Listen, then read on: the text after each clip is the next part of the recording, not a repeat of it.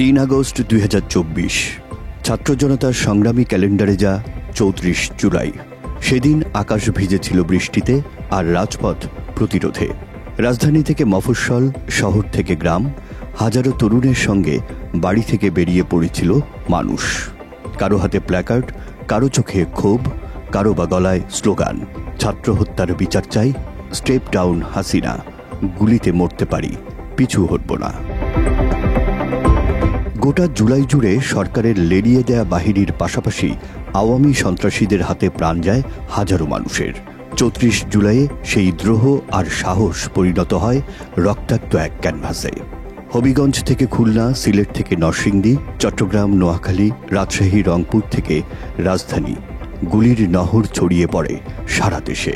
সকাল থেকেই ছাত্র জনতার বিক্ষোভ মিছিলে চলে ছাত্রলীগ, যুবলীগের দফায় দফায় হামলা। উত্তরার 11 নম্বর সেক্টরে রাবার বুলেটের আঘাতে রক্তাক্ত হয় অন্তত 3 জন।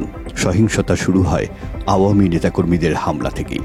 কিন্তু ফ্যাসিস্ট হাসিনার 1.5 যুগের টানা শাসনামলের সাথে পার্থক্য ছিল একটাই, সেদিন আর থামানো যায়নি প্রতিরোধ। মিরপুর, শাহবাগ, সায়েন্স ল্যাব, আফতাবনগর হয়ে ওঠে গণদ্রোহের এক একটি রক্তাক্ত ময়দান। বৈষম্য বিরোধী ছাত্র আন্দোলনের বিক্ষোভ মিছিলের ডাকে সাড়া দিয়ে 3 আগস্ট দুপুর থেকেই শহীদ মিনার, প্রেস ক্লাব, কলেজ, বিশ্ববিদ্যালয়, স্কুল সবখানে একই বার্তা, সন্তানের লাশের উপর দিয়ে আর কোনো আলোচনা নয়। বিকেলে আসে ঘোষণা, গণভবন, বঙ্গভবন, সচিবালয়ে যাতায়াত বন্ধ করতে হবে। সরকারকে কোনো সহযোগিতা না করার ডাক আসে। অভিভাবকরা বলতে থাকেন, পুলিশের পোশাকে গুলি করছে যারা, তারা কারা? মাত্র 30% টাকায় জমির মালিক হয়ে নতুন বাংলাদেশের গড়ে তোলার স্বপ্ন দেখা বাংলা বসতি। এর আগে সকালে আওয়ামী লীগ অভিযোগ করে আন্দোলনের নামে বিএনপি জামায়াত করছে লাশের রাজনীতি। অন্যদিকে বৈষম্য বিরোধী ছাত্র আন্দোলনের সমন্বয়কদের সাথে আলোচনাতেও বসতে চায় আওয়ামী লীগ ও 14 দলীয় জোটের নেতারা। কিন্তু সমন্বয়কদের সাফ কথা, এত লাশ ডিঙিয়ে আলোচনার আর কোনো সুযোগ নেই। সিদ্ধান্ত আসবে রাজপথ থেকেই। ছাত্রনেতা নাহিদ ইসলাম ঘোষণা দেন, মন্ত্রিপরিষদ সহ পদত্যাগ করতে হবে শেখ হাসিনাকে। ডাক দেন ট্যাক্স দেয়া বন্ধের পাশাপাশি পাড়ায় পাড়ায় অসহযোগ আন্দোলন গড়ে তোলা ও সরকারি অফিস বর্জনের।